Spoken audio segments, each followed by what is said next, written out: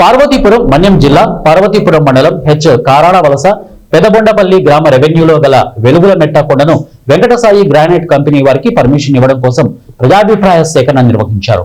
ఈ సందర్భంగా రెండు గ్రామాల రైతులు ప్రజలు వద్దు అని వ్యతిరేకించారు. ప్రజాభిప్రాయ సేకరణలో ప్రజలు మాట్లాడుతూ కొండకు ఆనుకొని ఉన్న పంట పొలాలు దెబ్బతింటాయని మరియు పశువులు మేతకు తీసుకెళ్తున్న వారి ఉపాధి కోల్పోతారని అన్నారు.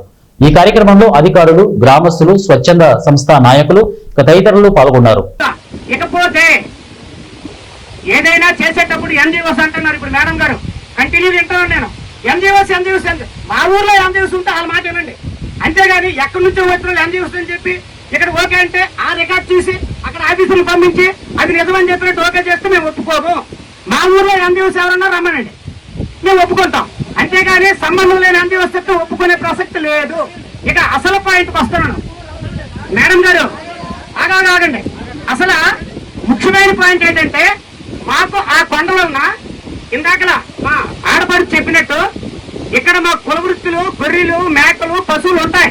దమ్ములు పట్టినప్పుడు కానీ మేము నీలగిరి వేసుకున్నప్పుడు కానీ ముఖ్యంగా ఖాళీ స్థలాలు ఉండవు. ఆ ఆవుల్ని ఆ మెట్ల మీద తోలికెళ్ళి 4 పరకలు తిని బతుకుతాయి.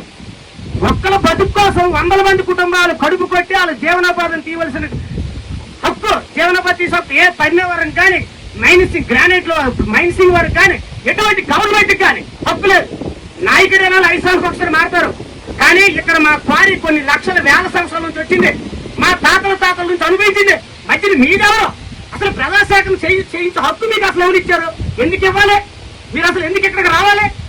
మా హక్కులు తీసుకెళ్ళిపోయాక ఇకపోతే ఉపాధి అంటారు. ఎవరండి ఉపాధి? ఇప్పటికీ మరికొన్ని ఒక్క 20-30 సంవత్సరాలు పోనివ్వండి, అందరూ రోడ్లు పడతారు. ఎందుకంటే